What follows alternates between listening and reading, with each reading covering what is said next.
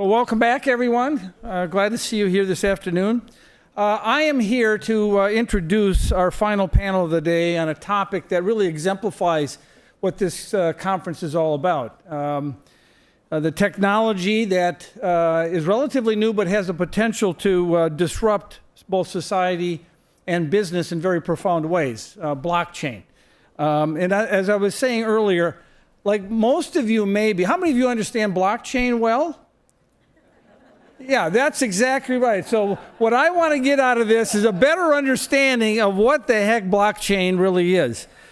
Okay, so most often blockchain is associated with cryptocurrencies, and both of these are rapidly changing the financial and industrial markets and decentralizing interactions between consumers, firms, and policymakers. The Tepper School of Business has recently established the Tepper Blockchain Initiative to lead innovations in research and design, to educate our students in ethical issues related to blockchain, and to explore possible regulation of decentralized blockchain-based technologies. The initiative highlights the Tepper School's existing thought leadership in blockchain technologies, including active research topics and use cases, educational content, and industry partnerships. Drawing on our expertise, today we have assembled an incredible group of individuals from the Tepper School and across the Carnegie Mellon community to discuss this topic of blockchain, beginning with the panel's moderator, Kris Kersey. Kris is PricewaterhouseCoopers U.S. Blockchain Director Lead for Emerging Technology and New Services Group, focusing across industries on how crypto assets and blockchain-enabled ecosystem applications will impact business models and shared business processes. Over the past 17 years, Kris has advised major organizations in financial services, public sector, consumer and industrial products, energy, healthcare, technology, and media firms in areas such as digital business and technology strategies, operating model design and implementation, performance re-engineering and measurement, and large-scale technology-led transformation and program management. Kris holds a joint master's degree from Carnegie Mellon's Tepper School of Business and the Heinz College of Information Systems and Public Policy. Will you please join me in welcoming Kris Kersey? Kris?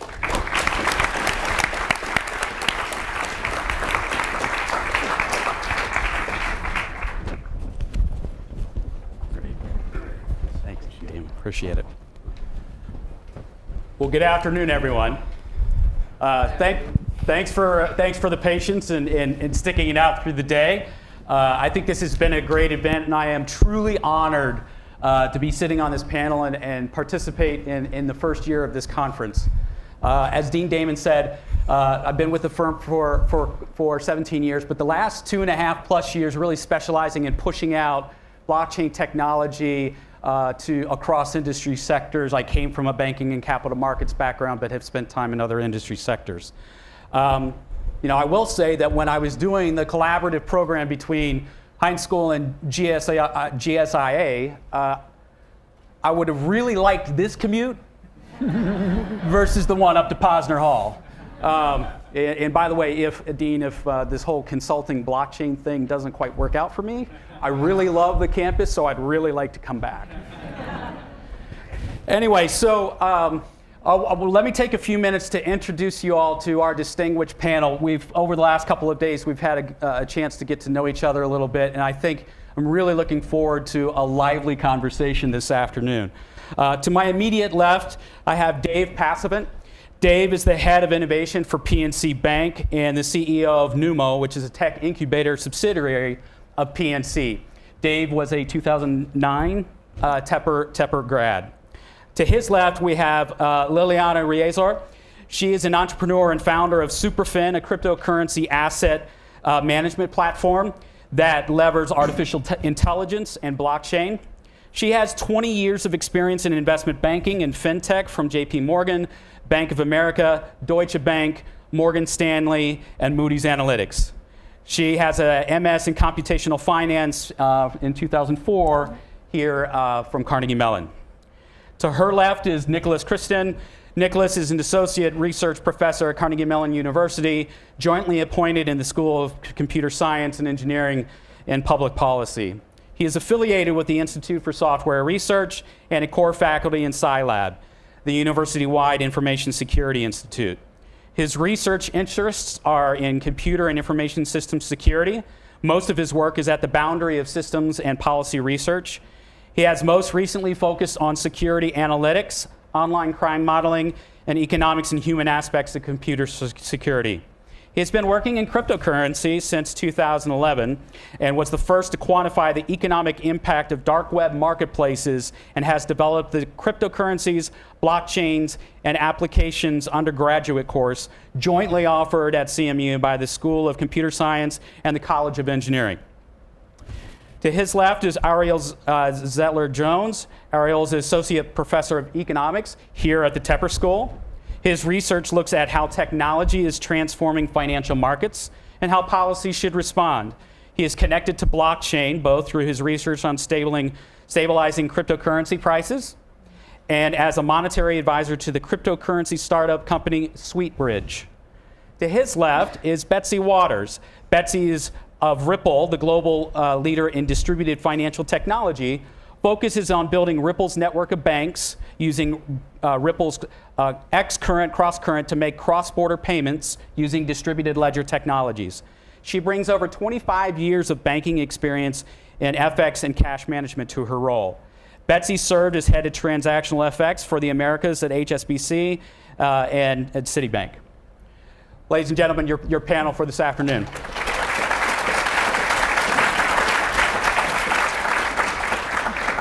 Okay, blockchain, hot topic, right? Hard to avoid. We hope to cover what it is.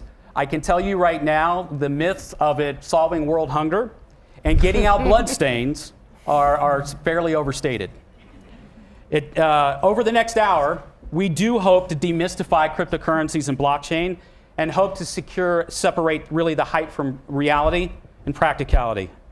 I'm not going to offer up the What is Blockchain 101 in a few minutes, but I do want to anchor everyone in some core concepts that come together in an interesting way in blockchain technology. So we have this notion of a distributed ledger.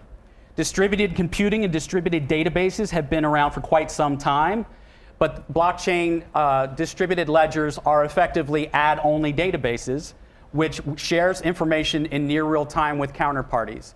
So if you think of the notion in banking, for example, or any transaction, there's usually a central ledger or an intermediary that performs the utility of trust when you and I have a handshake or a transaction electronically. So the first piece, distributed ledger, is a really important concept. The second piece is cryptography.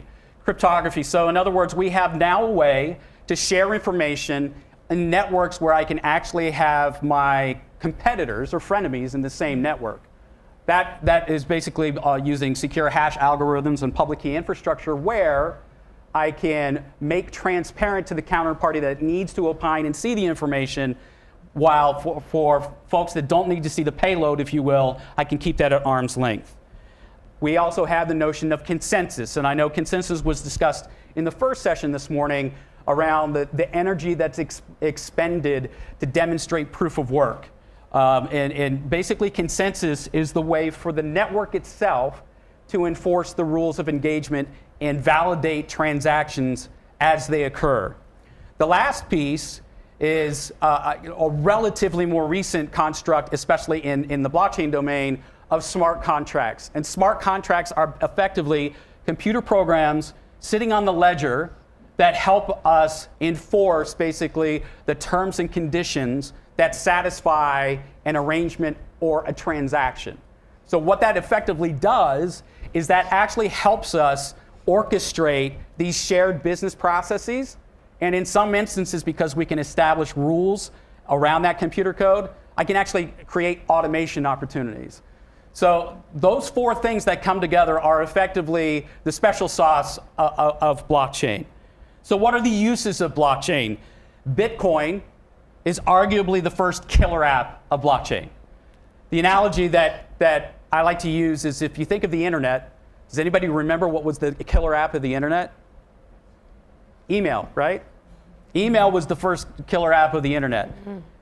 20 years later, do you really consider email to be a killer app of the internet, or is it ubiquitous? So some of those concepts are, we'll hopefully discuss later on. So, this is so hyped right now, honestly, that CNBC, who's been here over the past couple days and provided great coverage, displays a Bitcoin price tracker on the screen throughout the day.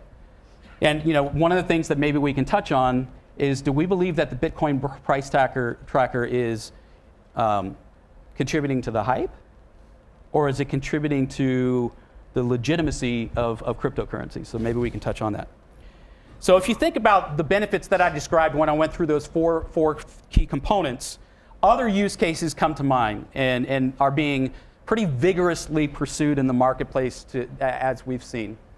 The notions of a secure portable health record, the ability to basically optimize supply chains, the ability to actually create a mechanism where if I have a physical asset over its useful life, where it's born at a manufacturer, it's sold to a company that deploys that asset, but it gets serviced and it gets maintained over its useful life and maybe sold on the secondary market.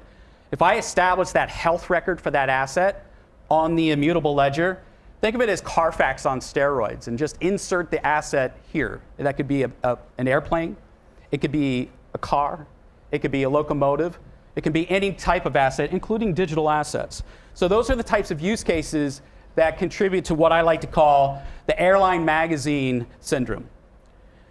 If you're not familiar with the airline magazine syndrome, what that is basically you have a C-level executive on a flight somewhere, and they pick up the magazine from the airline and they read about blockchain, and then they go to their direct reports and they say, I want a blockchain. I have no idea what it is, and I have no idea how we're going to use it, but I want one. And the interesting thing there is, that's the types of conversations that contribute to the hype. And what we like to do as practitioners, I'm sure the other folks can agree here, is let's figure out what problem we're trying to solve for, what industry-wide problem we're trying to solve for, because this technology is inherently built for ecosystems and industries. It's not a technology to optimize business processes within the four walls of a given business. So, hopefully we start to migrate into really being solution-focused, understanding whether blockchain is the right fit to address some of those challenges. And what we're also seeing is a convergence of other technologies, AI, IoT, insert emerging technology here. Not all of them necessarily a great fit, but that's where we see a lot of power of this technology, is when you can actually get secure edge computing information from IoT sensors or drones or other types of edge devices, securely transport them using a blockchain, and then interact with your legacy ERPs or other systems, and share that information in near real time with counterparties, customers or suppliers or otherwise.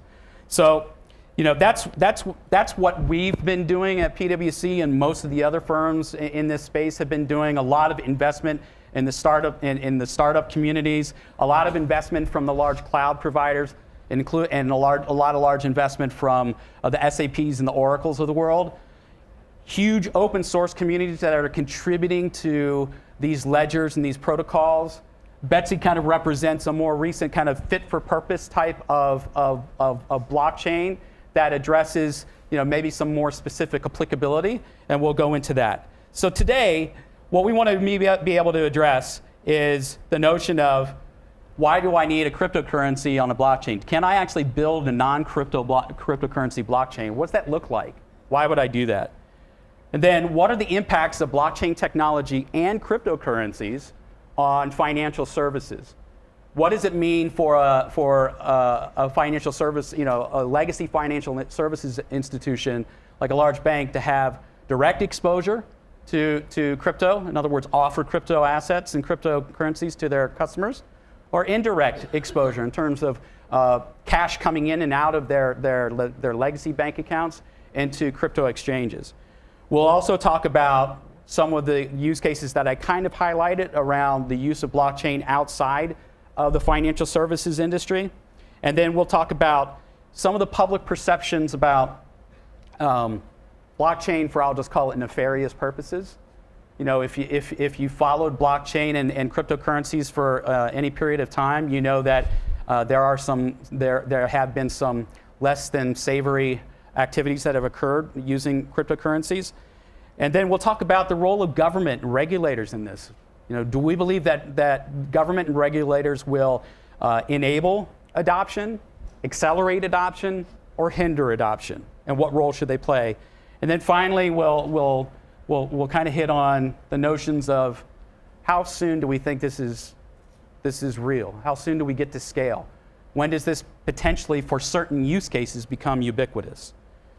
So with that in mind, what I propose to do is I'm going to ask each of the panelists kind of a set of the same question with a theme, a variation on a theme, given their role and how they are exposed to the technology.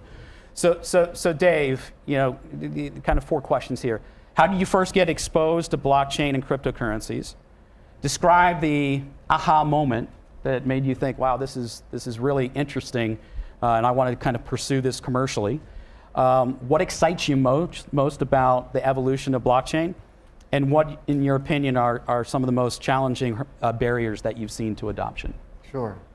So I thought I would answer those questions by, in just a couple of minutes, maybe pulling back the curtain on what I've seen from inside of a major bank about the evolution of blockchain and how it's perceived over the last really 5 years.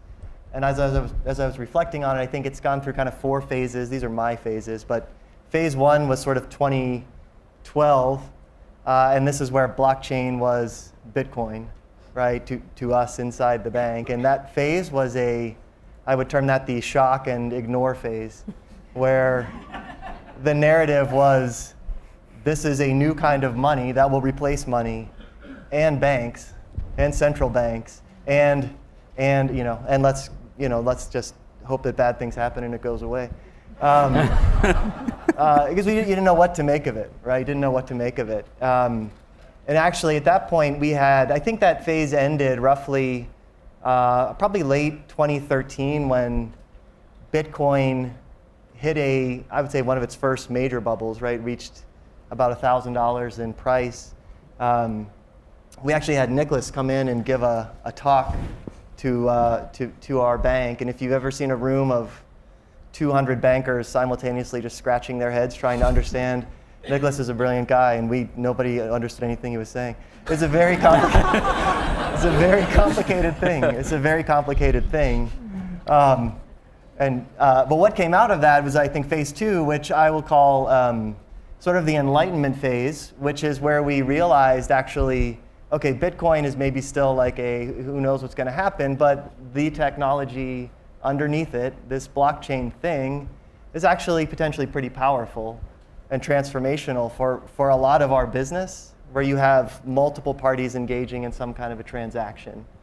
And so we started to, so I would say we became enlightened, and that phase ended with all of us, I think, officially agreeing that blockchain would be the buzzword in banking for the next 5 years, and that's what we've done. It has reached and has stayed at sort of like, again, #1 on the banking buzzword list for the last 5 years. But the third phase, and the one I think we're in now, is trying stuff out. So I would call this kind of the awkward middle school dance phase, where something's going to happen, but it's not fun to watch, and it's like it's just people awkwardly checking each other out. And there are consortia that we've started where banks are thinking we may work together. There are individual startups doing exciting things, but it's not sure if they're going to achieve scale. We have probably a dozen or more point projects going on inside the bank that use blockchain at some level. Some of them are really promising, and some of them are really awkward. But that's the phase that we're in. So phase 4 to end my comments will be, I think it will achieve a breakout. So I'm bullish on the technology being transformative across our industry. I think it will happen slowly over a decade plus. We can get into the specific areas at some point later on, but once we achieve breakout, I think it will be a decade, and I think then we can finally stop the awkward dancing. But it'll be a while. Great, thanks for that illuminating and somewhat disturbing visual there. Liliana, given your capital markets background, maybe you could expound on some of those first 4 questions, but also provide a narrative around what you've seen in the initial coin offering market, which is obviously very tightly related to crypto tokens and blockchain technology and the evolution and innovation of blockchain technology. Describe what you see as the evolution of ICOs themselves, and then what your company is doing to help address some of those challenges. Great.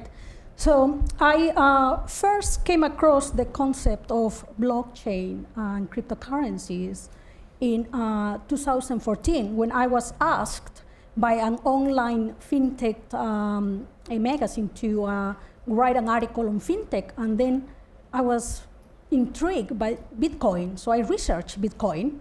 And then my article focused on Bitcoin, but also I discovered the technology underlying it, blockchain.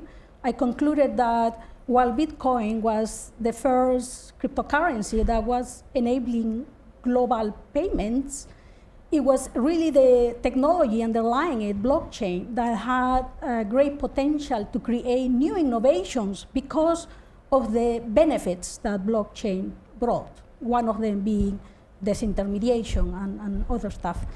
But it was not until kind of the end of 2017 when I was getting a lot of emails from companies doing initial coin offerings and token offerings, and then I thought, what are initial coin offerings? I have to research it. And so I researched, I read like the initial coin offerings of the top 30 companies that were doing it. And then I noticed that the cryptocurrency market had increased from $1 billion in 2013 to around $400 billion in 2017. And then I thought, that's a trend. And then I researched ICOs, and the market of ICOs had gone from 1 billion in 2016, no, actually 100 million in 2016 to 4 billion in 2017. So massive growth. And then I thought, this is fascinating. I think we are at the beginning of a new industry emerging, and there is demand for it. Because we need to understand first what are initial coin offerings. Initial coin offerings is a way for companies, ventures, or startups to raise money from the global crowd. And the powerful thing of that is that you can have a company out of Africa that wants to raise capital. So in the past, this company could only raise capital from the local VCs or local banks, but there's typically not a lot of money there available for ventures. But now this company can reach to the crowd, and the crowd could be in some parts of Asia, the US, South America, wherever it is, and this crowd could provide the capital that this venture needs. But also there's another thing being introduced, and that is the concept of utility tokens. So what is a utility token? So I've worked 20 years in finance, and the concept of utility and finance, it doesn't exist, a concept that discusses utility. Utility is the fact that this token or cryptocurrency that the company issues to the crowd to get money, this token offers a utility to the crowd, where the crowd will be able to use this token or cryptocurrency to access the products and services from this venture, startup, or company. And hence, this utility, the value of this utility token is not linked to the profitability of the project or the venture. And that is powerful because it could solve something called by Clayton Christensen. Clayton Christensen is a professor at Harvard University, very well known for the concept of disruptive innovation. And in the last 4 years, he's discussed a lot the issue of the capitalist dilemma.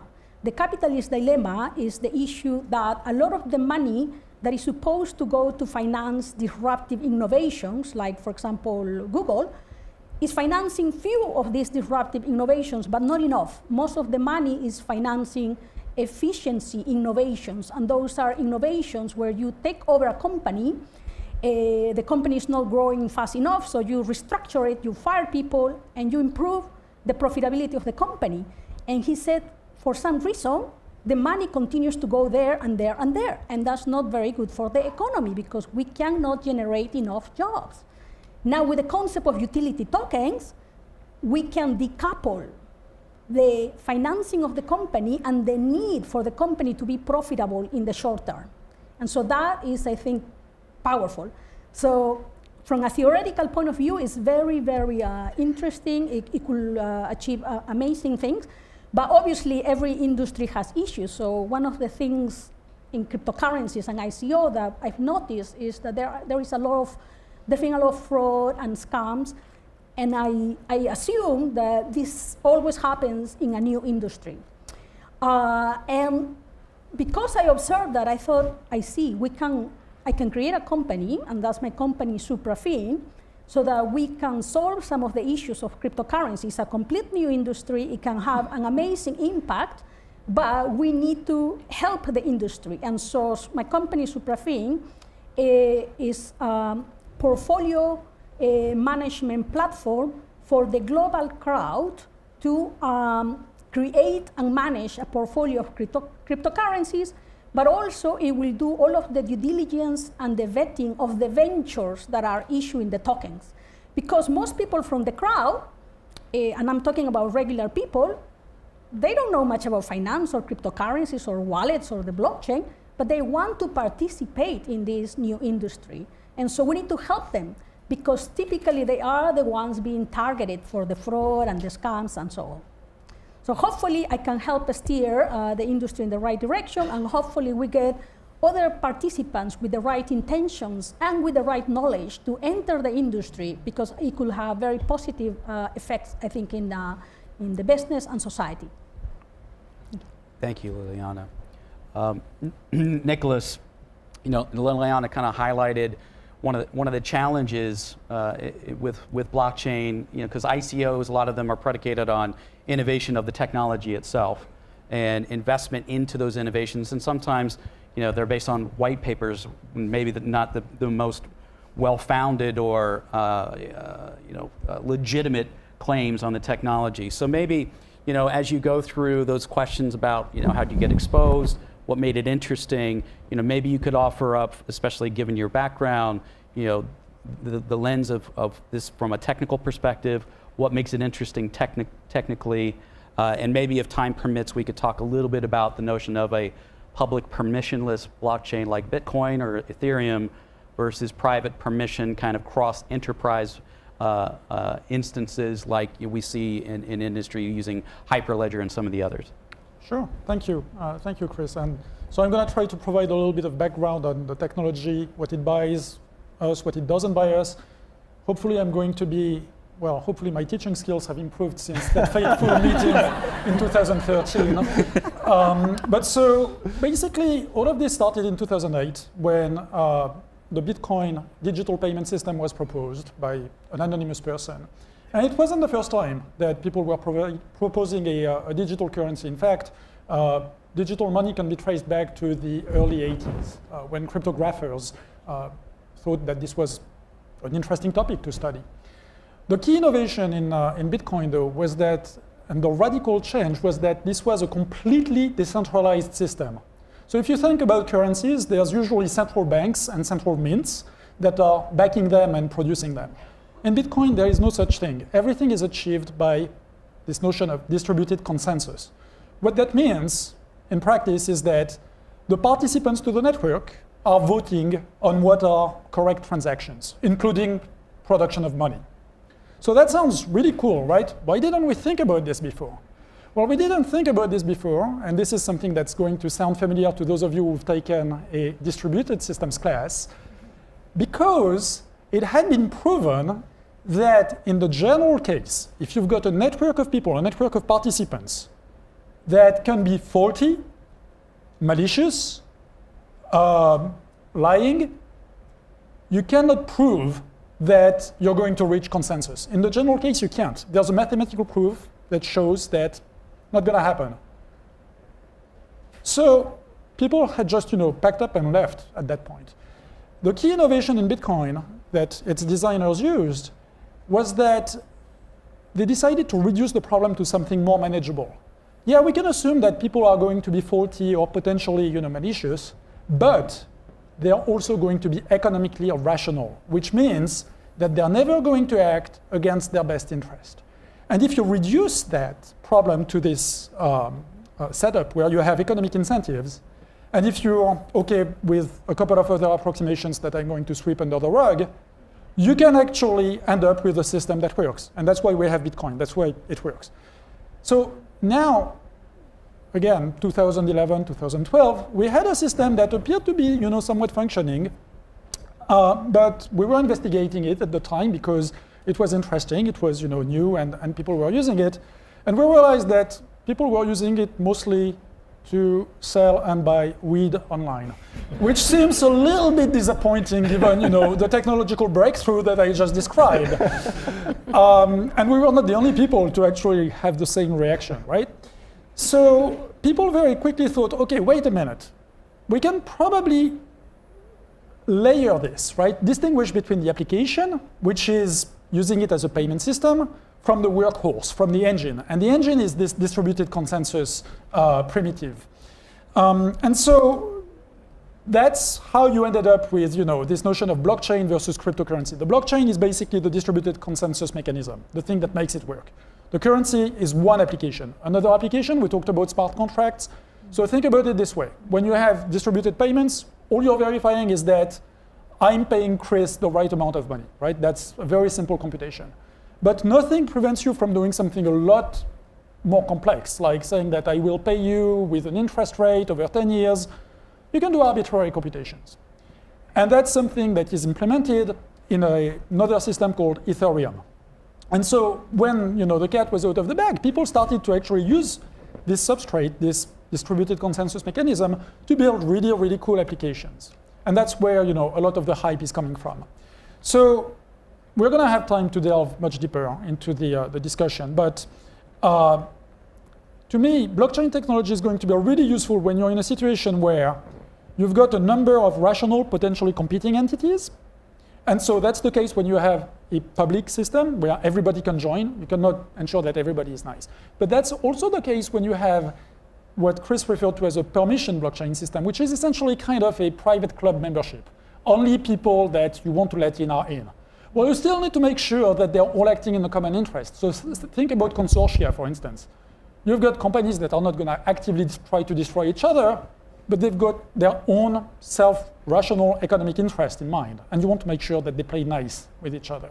So when you have a setup like that, it actually is pretty useful. It's pretty useful also when you want an immutable, cryptographically secured ledger that can be easily verified or audited by a third party. That's one of the things that you get. And you should also be okay with having a small performance penalty. Some other people may disagree with the performance penalty aspect because there's a lot of work on that, on trying to reduce that performance penalty, but you're never going to be able to compete with a completely centralized system, right? So I would say that in short, despite a lot of the hype surrounding it right now, like Kris said, Bitcoin, blockchains are not going to solve world hunger, they're not going to solve world peace, but they can solve a very interesting family of problems that have those three properties that I outlined, right? Competing but rational parties, the need for a shared immutable ledger, and being okay with paying a little bit of a price for that.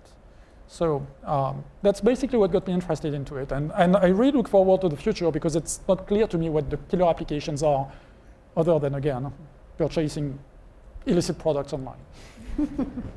Thank you, Nicolas. And that's a great segue, given the fact that you were kind of teeing up the notion of rational economic behaviors. Ariel, given the fact that this is an area of focus in your research, again, maybe you can talk about how you got exposed to the topic, what made it interesting to you to say this is kind of where I want to devote time and effort and energies, and then maybe talk about some of your observations again of what you're seeing, especially relative to the high volatility and trying to stabilize some of these cryptocurrencies, because certainly Bitcoin is has been the poster child of volatility for cryptocurrencies. Sure. Thank you, Kris. I'm Ariel Zetlin-Jones. As a representative of the Tepper School, let me just take a minute to thank both Dean Damon for that warm welcome, to Kris for moderating our panel, and my esteemed panelists for sharing their time and thoughts on this kind of very nascent and disruptive technology that, as you can see by all of our attendees, is apparently now quite exciting for the public. I remember even just a year ago, you'd tell people I'm thinking or studying blockchain and cryptocurrencies, and they'd give you puzzled looks. And then they'd ask you a question, the question would be, why? And now you say, I'm studying blockchain and cryptocurrencies, and you get similar puzzled looks, but they say, what is it? I want to know. And they're really curious, and hopefully we can share some ideas on that here. My interest in cryptocurrency emerged very naturally from my research. Right? So as Kris mentioned, I like to study how technology and information and policy shape and transform financial markets. So the goal is to think about, at a deep level, what are the roles financial markets and financial market institutions play in creating value for society? Do they do this efficiently? How do we evaluate policies that are aimed to improve our financial system and or stabilize it? And as all of the initial big developments in blockchain were directed at financial market applications, it was very natural to me to start thinking about what are these new technologies actually doing? Are they creating value, and if so, how? And before I jump into what I've been thinking about research-wise, I want to step back and answer hopefully a bit of Bob's question of what is blockchain at a high level from a slightly different perspective. And I want to challenge this conventional view that blockchain itself is an interesting technology and cryptocurrencies are a separate, potentially interesting application. Okay? I want to argue that cryptocurrencies are an essential feature of interesting, useful blockchain technologies. And so why do I think that's the case? As Nicolas explained in some ways, the promise of blockchain is in generating trust among a decentralized, possibly dispersed group of individuals. And it uses a mix of database management and cryptography and currency to do so.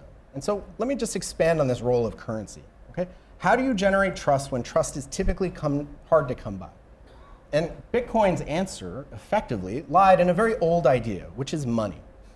Okay? Some economists like to say evil is the root of all money. It's certainly true with Bitcoin. Okay? Lack of trust is the root of all money. If we can't trust people to pay into a system, how do we provide them with incentives to do so? And even if I can't trust individuals, if I believe the incentives are getting them to behave, then I can trust in the incentives. And when it comes to simple transactions of who owes goods to whom and who's due to receive goods from a network of individuals we can't trust, money performs that role really well. And so it's not surprising when we're asking, maybe in Ethereum or other cryptocurrencies, when we're asking with more complicated distributed ledgers, more complicated records of information, how do we trust people are writing and updating this ledger of information correctly? And the answer is the digital tokens that are associated with these ledgers provide incentives for people to not act maliciously. And so in that sense, if we want to achieve the promise of blockchain, which is creating trust among a dispersed, decentralized group of individuals, I think we're leaving out a lot of value if we're not also attaching to it some incentives. Now, this isn't for free. As we know, Bitcoin provides incentives in a particular way, but its prices are extremely volatile. And if the end use of a cryptocurrency is a new form of money, it doesn't work so well if it's so volatile, right? People don't trust what Bitcoin is worth if they think its price is going to fluctuate a lot. Many of you probably know about a year ago, Bitcoin was around $3,000 a coin. In January, it went up to almost $18,000. Now it's back down to a little over $6,000. That's volatility, but even on shorter horizons, say a week, a month, its volatility and risk in its prices are just orders of magnitude larger than standard currencies or stores of value like gold or even the stock market. And so this volatility is a significant challenge to how we think we're providing incentives on these distributed networks. And so this gets a bit to my aha moment, was you go out and you try to measure volatility in these quote unquote currencies and you realize there's a problem. They're just too volatile.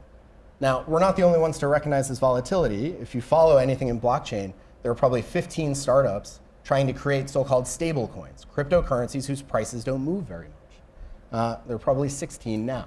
In the last minute, probably another one jumped up. As you read these white papers, though, as an economist, they're responding to outcomes. They see individual actions people are taking and trying to build in mechanisms to defend against actions that create volatility. But they're not stepping back and thinking, what are the underlying sources of volatility in this market? Is it a mix of real fundamental shocks to demand for cryptocurrencies of any kind or a specific one of interest? Is it risk coming from manipulation, malicious actors trading in the market? And Nicolas has studied this empirically, but we think this is an important source of volatility in these thin markets where not a lot of trade happens. And the question is, can economic theory shed some light on how to take a systematic approach to resolving traders' incentives to move prices around maliciously? And in work with Brian Rutledge, this is what we're pursuing in our research. We're showing systematically how to create new cryptocurrency protocols, automated systems. They resemble in a way currency pegs that a lot of emerging markets have tried to develop, but exploiting this new nascent technology and the features of this nascent technology and all of its computational power to show how to develop effectively cryptocurrency pegs that can help mitigate large sources of volatility in these markets. Great. Thank you for that answer. We will more than likely Please. dive into that a little bit because we probably have some varying opinions on the need for a crypto token. Betsy, given your background in payments and FX, maybe you can expound further on what you believe the impacts of distributed ledger technology are going to have on post-trade processing, cross-border payments, effectively the plumbing, if you will, of financial services. Sure. And it was interesting also listening to Dave because I had a very similar experience. So at the time when Dave was saying we were in phase one, I was sitting in the FX trading room at HSBC at the time, and we had the exact same reaction. This Bitcoin is not for us, no way. And it wasn't until a few years later where we decoupled blockchain and Bitcoin, where everybody started saying, what is blockchain? Maybe we should look at this. And what we really looked at it for, as you were saying, is the back office processing, the plumbing. Not just in payments and foreign exchange, but all kinds of back office processing. I'm from capital markets, so I think about prime brokerage, things like that. But if you just look at everything across securities, any type of process where you had more than one and possibly more than 2 or 3 parties entering into one transaction, into the same transaction, how do you have a database that is distributed and immutable? The immutability is a big issue for financial transactions. And that's one of the big things about distributed ledger technology with the cryptographic hashtagging brought in that brings you the immutability, which really is the power. So at about that time, I started looking around and I joined Ripple. And at Ripple, we are actually using distributed ledger technology to make cross-border payments. So one of the things that we all say, and I think the really hard thing here, is getting multiple banks or multiple parties to have the same technology priority at the same time. As Dave and I are both at banks, it's very hard to get people to look at new technology. And it becomes even harder when you're trying to get multiple banks to look at the same technology at the same time to join a network. But we have started it and we're on that path, and I think it's really exciting. But I think in any one of these blockchain projects that you hear about, basically in the back office processing, whether it be international payments or securities, that's going to be the hard part, is building the network. And I think it's kind of interesting because we all think that technology is very exciting, which it is.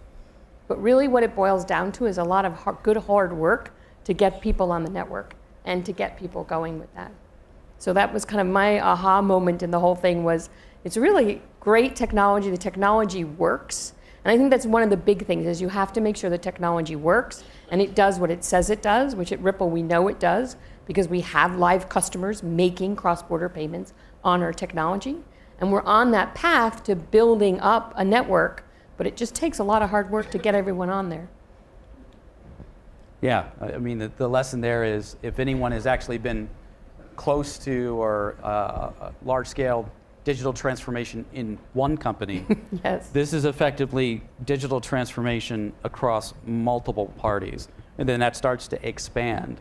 And ultimately, it's almost like if you think of the incentives, to your point, the folks that come to the table preliminarily are the ones that are really, really incented to come together and to play nicely. And then as you kind of move further out and further out, how do those smaller, let's just say smaller participants that you need in order to achieve some of the network economies, how do you incent them? And maybe that's a good pivot into, I know you talked about the notion of you believe every blockchain has to have a crypto token or a currency in order to incent behaviors that are going to be in the best interest of the network. And I'm wondering, it sounds, maybe Betsy, is this one for? I wanted to just add to that about the incentives, and interestingly enough, what we are finding is that different pockets of the world have different problems. And we're finding that the Middle East and Asia have more of a payment problem than other countries do, and also different use cases. So more on the remittance side and the SME side. So some of those pockets of the world, the geographics, they're more interested in coming to this new technology. They're saying, this technology is going to help us solve our real life problem. And so we're finding success in different pockets of the world, but specifically different use cases like remittances. You know, global remittances is a very slow, expensive business.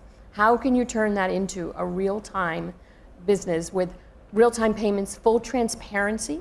So those are the kinds of things that are coming to the table a little bit sooner than other parties. So is it fair to characterize that the potential for non-crypto token-based blockchains may make sense where there's profound inefficiencies of all parties, where everyone has an incentive to basically kind of get better, and the smart contract itself can be the enforcement mechanism for enforcing the behaviors as opposed to the distribution of a token. So I'm curious, Yeah. maybe Dave, if you have a perspective there. Well, so I don't know. I think I mentioned 90+% of what we do is non-crypto asset stuff. So at the bank, of course, we look at if, when, how do we bring in functionality around allowing folks to manage crypto assets. But I think the more interesting stuff for us right now is in other uses, right, of blockchain. I guess just to dramatically oversimplify, finding use cases where,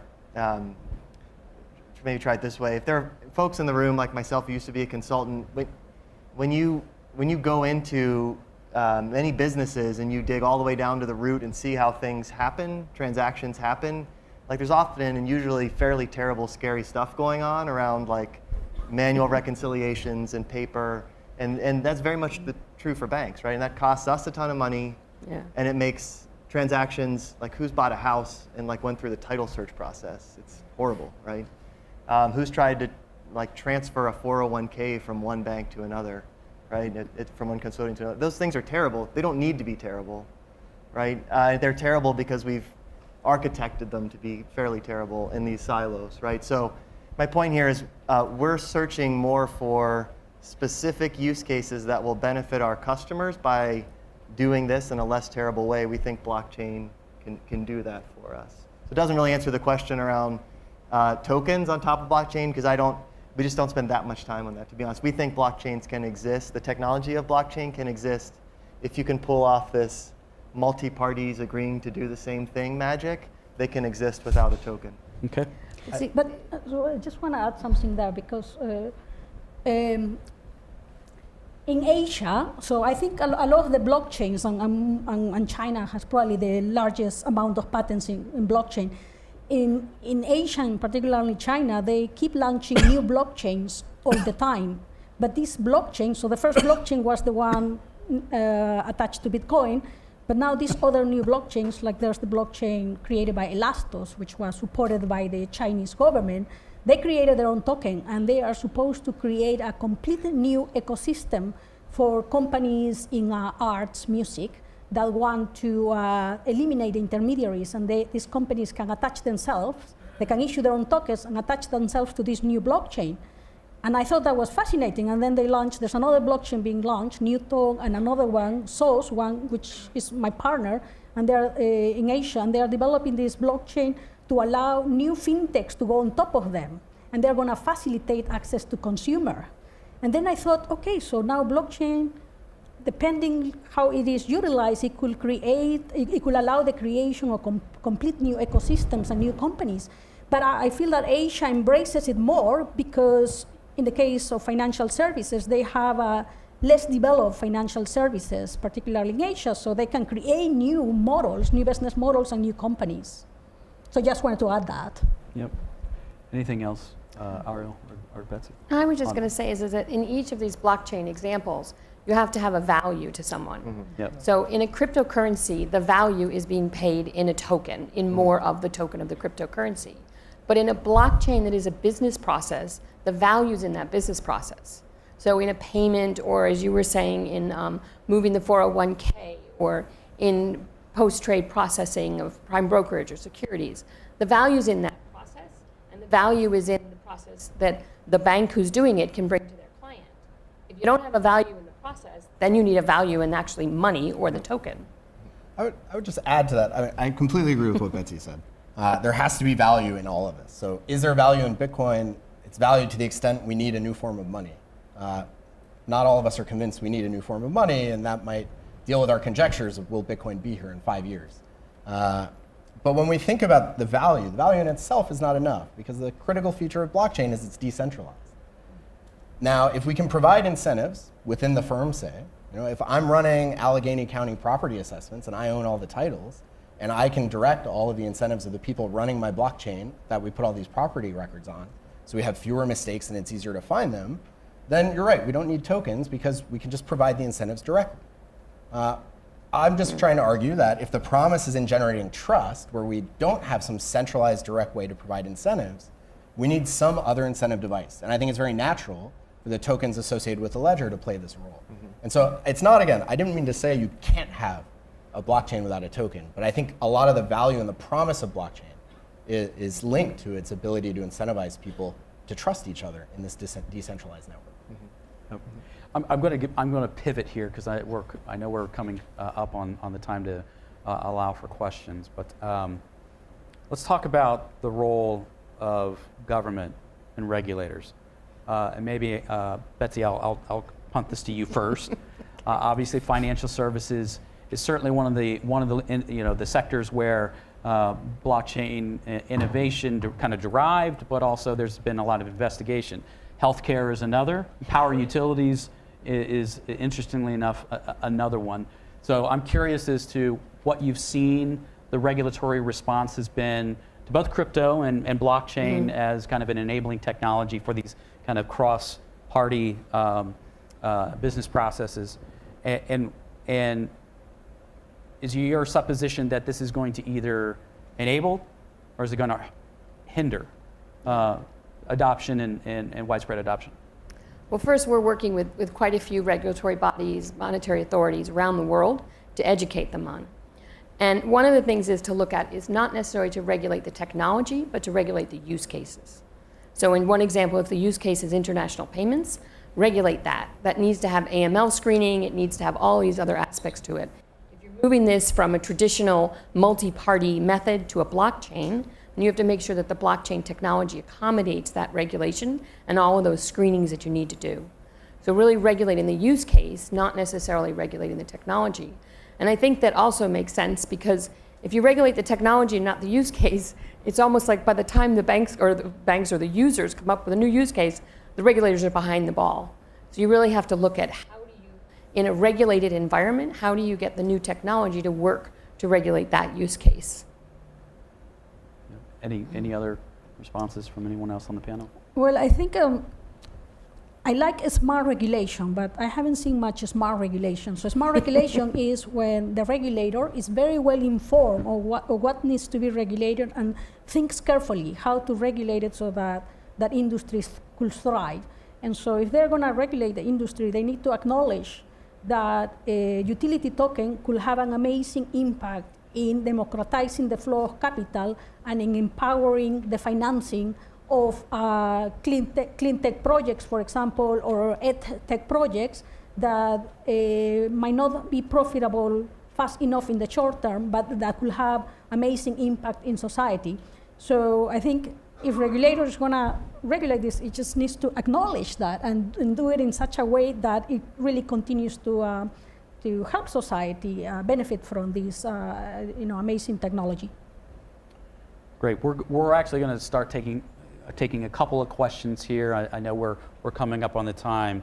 So the first question is, what are the most prominent areas that blockchain can disrupt, and why? And maybe Dave, given the fact that you did have a healthcare background, or you did consulting in healthcare, Yep. maybe you can talk about, because we've really talked a lot about financial services, so maybe we can talk about other industries or where we see the potential for disruption. Sure, some very simple examples in healthcare, well, simple examples of extremely complicated problems. But the payments between payer and provider, so your insurance company and your doctor, usually they run through a bank. And it is another one of those terrible processes that costs a ton of money. There are a lot of errors back and forth because both of those groups are looking at their own databases, right? And sometimes they don't match up. This is an immediate, fantastic use case for blockchain. So I think that one's very exciting. Even things like, when you have a procedure done, it usually is multiple things lumped into one transaction, right? Or one actually request for payment. Super complicated. Sometimes things fall in and out of there. This is an example, though, of a smart contract, right? As you go through the process, something can occur and a payment can be issued immediately, right? And if there's an update to that thing that's flowing through, if everyone's looking at the same thing, changes become much simpler. The end result is less cost in the healthcare system, right? Less complexity, less armies of people having to do these manual reconciliations. Those are just a few simple examples in healthcare of where I think the promise of blockchain is very great. I mean, that is a societal impact, right? I mean, that would benefit all of us. Nicolas, any thoughts? I mean, I know we've been working with you on investigating some cross-industry use cases. Yeah, so I think that, as I was briefly mentioning in my remarks, basically any industry where you have a fairly large number of players that have to play nice with each other but don't necessarily want to, and they have to collaborate on essentially a joint record of what is happening, is a good potential application. And so that includes, like you said, medical records where there's tons of inefficiencies. It's going to be a really tough one, though, because the level of privacy and confidentiality that you need for these architectures is, we don't even know if we can do it at the technological level at this point. I mean, we have primitives to do that, but it's not clear how well they're going to work in a distributed context. Supply chain management that you mentioned earlier is a really good one, because you've got a bunch of providers that are manufacturing parts, and they don't necessarily want to play nice with each other. In fact, they may be competing for certain, other aspects with each other.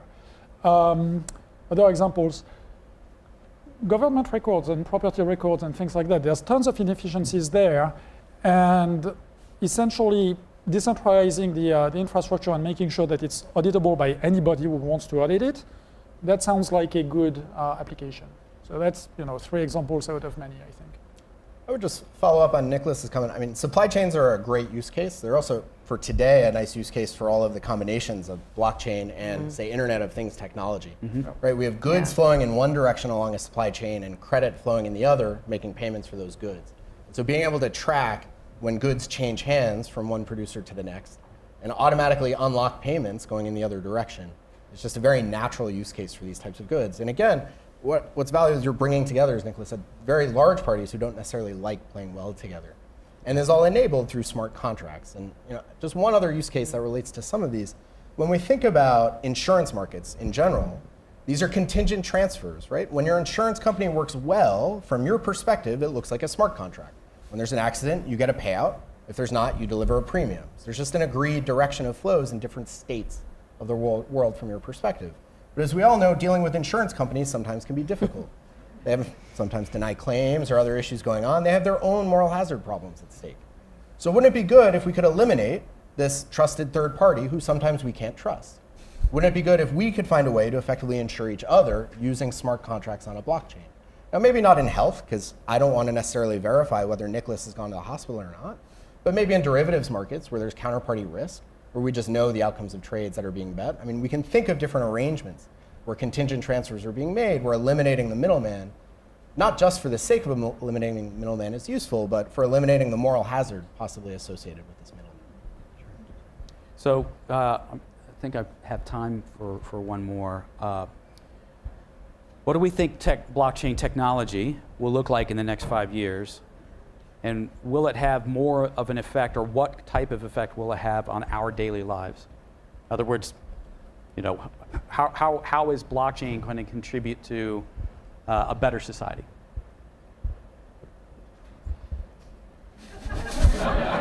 Thank you. That's all the time we have, actually. Well, I see blockchain as related to cryptocurrencies by allowing the democratization of access to capital and flow of capital through the concept of global crowd sales and ICOs, or whatever you want to call it. So that is a potential great benefit for everyone, because you could have countries or entrepreneurs out of Nicaragua or Croatia or South Africa, Kenya, and for them to be able to have great ideas and get the financing, which they cannot do it without the global crowd sale process, I think it will be fantastic, because it could enable those economies to thrive and do as well as other economies like the US. I can underscore that point. So I completely agree. So think of all the brilliant ideas being thought up in this building.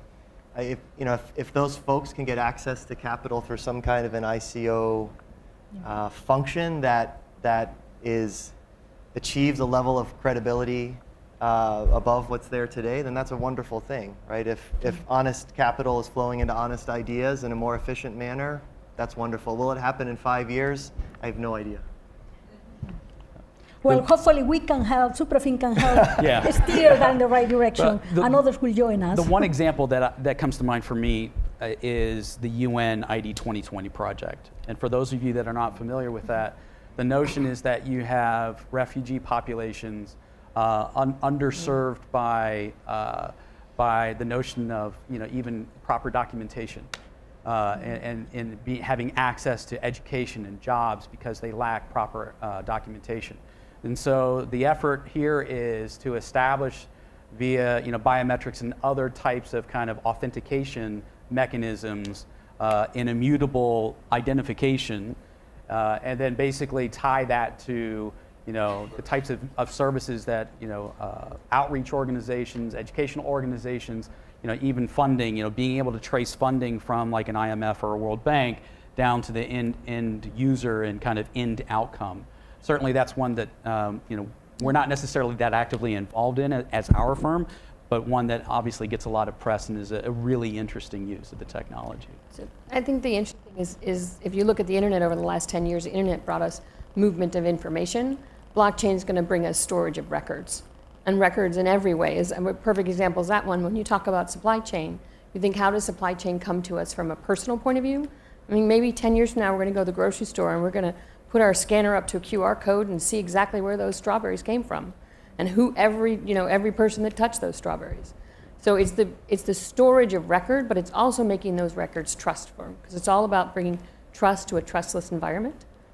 So I think if you have that trust and the storage of records, I see it really changing our lives. But maybe we're in 1995 on the internet to 2005, but that's where we've got a long way to go. We probably are. It's like I can imagine Google in 1997, Yeah.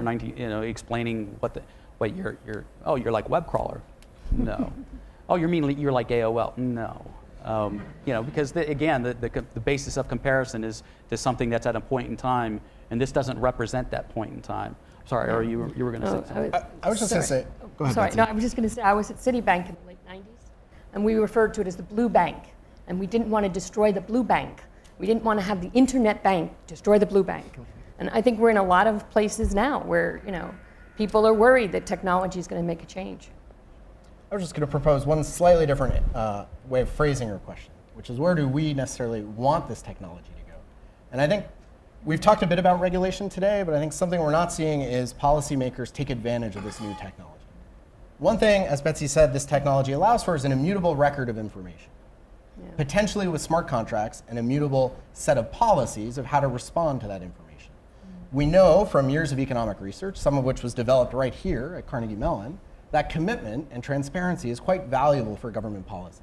And so maybe we should be nudging policymakers to see the upside in having this immutable record and using that to implement better institutions for society at a governmental level. Yeah, I mean, the supply chain example, just to put a pin in this one, if you think about the opioid crisis, and we know that there are kind of nano-based IoT sensor technologies.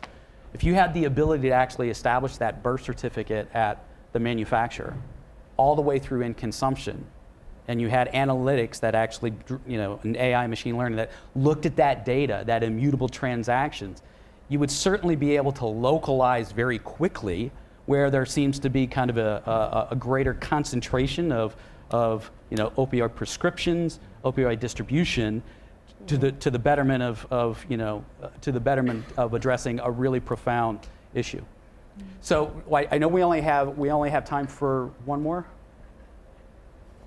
We'll take one from the audience, and then I do want to get closing remarks from the group. Well, thank you very much for this. I forgot but my point is, how does that all relate to larger issues that individual interests in to our environment and where we go together in the future? Because I'll give you one example. Fracking companies are borrowing more money than they make. And when they are going, they leave all the damage behind, and other people have to pay for it. So if it's just short-term money, it's not going to be the result of a good future.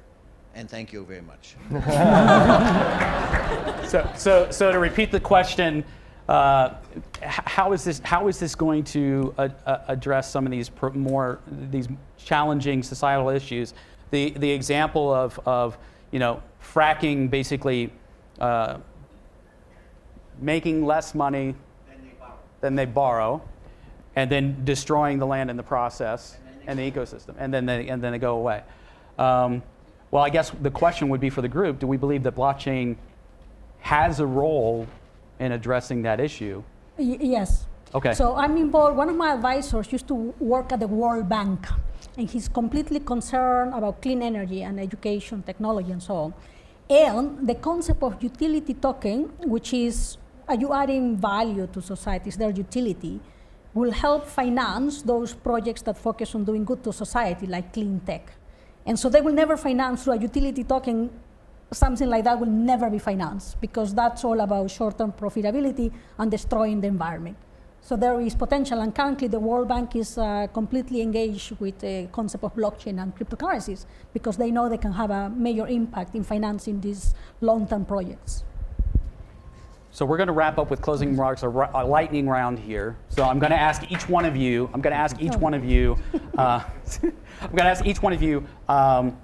How soon do we believe that blockchain becomes ubiquitous or at scale in industry or more broadly? Your answer can be tailored either way.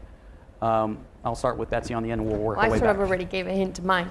I think in our personal lives it takes a little longer, but I think in our professional lives and in industries, banking, possibly healthcare, I see in the next 3 to 5 years that this is becoming well used. And I think that we're going to see it in pockets of use cases.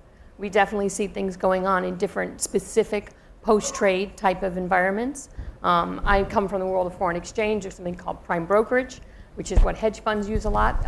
We're seeing it being used in prime brokerage because that's a process that has multiple parties that don't necessarily trust each other, that need to trust each other. Cross-border payments, I definitely see it becoming well used in the next handful of years, not dozens of years, but a handful of years. Okay. Ariel? I'm going to go ahead and conjecture that the important uses of blockchain technologies will be developed in the next 1 or 2 years. Will that impact our lives and re-transform industry? That might take a little longer. It's the analog of Amazon. Amazon came up and we said, do we really need to sell books on the internet? Now look at it today, right? But it was developed in there and emerged out of that core idea. And so I think there's enough innovation and activity going on that we're going to find an application of creating trust where we couldn't before. We may not recognize it at first, and it may transform over time itself. But my hunch is it's coming up pretty quickly. Okay. Nicolas? I'm going to have a relatively unpopular opinion here. I think it's already happened. Oh. That's my unpopular opinion, because when you look at something like Bitcoin, it's a pretty large network. Yeah, I mean, sure, it's not on par with the US dollars or euros, but it's a functioning digital currency, which despite 30-some years of research prior to that, we'd never had. We had tons of very neat proposals that never went anywhere. And this one did. And people are using it. And if you look at the recent problems in Venezuela, people that can actually afford access to the internet and all of that actually start using those cryptocurrencies as a substitute for their local currency. So I think that at least that one application, I would say, it's already relatively mature. Is it going to stay? That I don't know. And as for the other applications, yeah, I'm basically in line with the two previous panelists. I think that if something is going to happen beyond digital currencies, I would say between 2 to 5 years, but it may never also happen. I mean, that's a very distinct possibility. Yep. So I'm pretty bullish on cryptocurrencies, and I'm a little bit bearish on the rest. Fair enough. Liliana? So I agree with you both. Actually, yeah, there's good already application with the concept of cryptocurrencies, but I think we're at the beginning of a new industry, and also because the level of innovation is skyrocketing, the business model of how you use cryptocurrency and the new applications are just booming. In 3-5 years, there will be many new applications, innovations, but I think that process of innovation is not going to stop. And so that, I think, is fascinating. But again, I do believe it's a new industry. So I could think of the equity industry when it was created in the 1901. And at that point, I'm sure people thought, what is this equity industry? How does that compare to fixed income? So now for us, cryptocurrencies is that. And how will it evolve? How will it merge with other parts of financial services and so on? We don't know, but I think there'll be more innovation, and hopefully we can all help steer it in the right direction. Dave? Well, I think it all depends how you define ubiquity and impact, right? But I think that firms across industries are investing in the technology, a lot like the internet, not necessarily knowing what the end game is. I think it will show up in our lives in ways that you may not know, transactions happening more quickly, right? Behind the scenes, those kinds of things. I don't think there will ever be that time when you wake up and say, oh, it's a blockchain world. I think it will be, but who knows? I think the way I look at it is, it's sort of like, you're as an incumbent industry, right? You're the frog in the pot, and is the water slowly boiling, right? So it's kind of our job to make sure we're not the frog in the pot, but the water is boiling, and that's a good thing. Great. I guess I'll weigh in. I'm going to give you the classic consulting answer. It depends. It depends on what industry we're talking about, and it depends on the usage case that we're talking about as well. I think in some industries where the problem is so profound, shared amongst participants in that ecosystem, there may be the desire to get there faster, but this is equally behaviors and incentives and creating something that's mutually beneficial as it is the technology itself. Well, I hope that everyone in the room matriculated, that's the right phrase, right, for where we are, in terms of their knowledge on blockchain. As on behalf of all of our panelists, we really greatly appreciate your time, and thank you very much.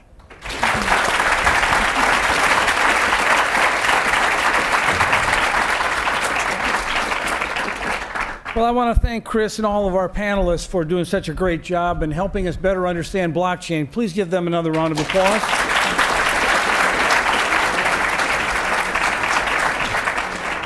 I just want to say this has been a great conference, in my view. I think we learned a lot about emerging technologies across all of the panels, all of the speakers. There was a lot of insight, and I learned a lot from what was said today.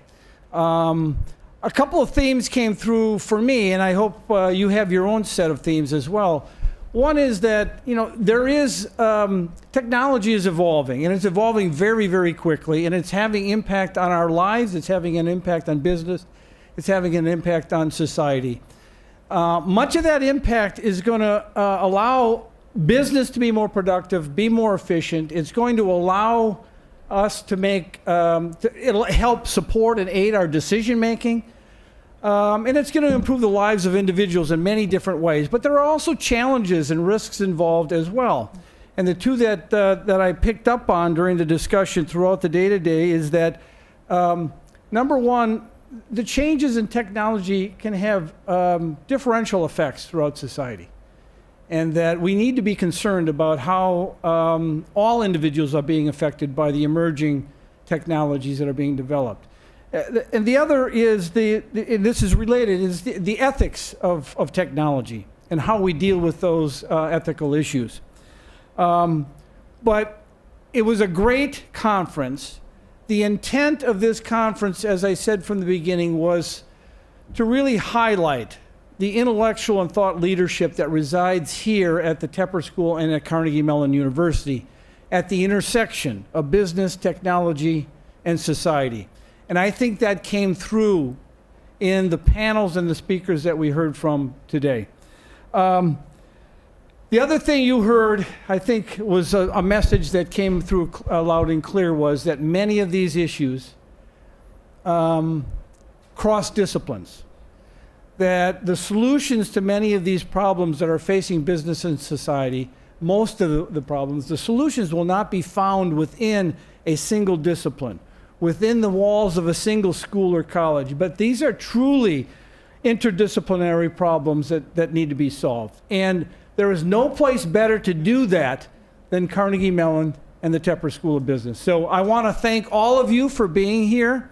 This, by the way, I think serves as a perfect bookend to the first day, which was a celebration of the new building, the promise that that building has for us, and a celebration of the donors, and the second day focus on the intellectual activity that will take place within the walls of this building. So again, thank you very much for coming. I now invite you out to the outer area for a reception and invite you back for next year's INTERSECT at CMU conference. Thank you very much for being here. Appreciate